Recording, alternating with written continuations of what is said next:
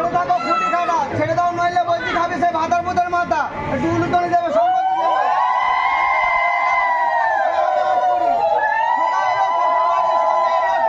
ভাঙনা মতন ঘরে ছিল এসে কোমর চেপেছে সবাই একটু সম্পত্তি দাও উলুতনি দাও জোরে জোরে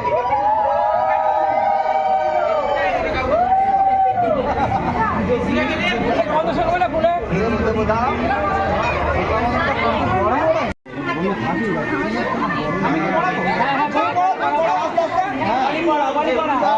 এবার বলে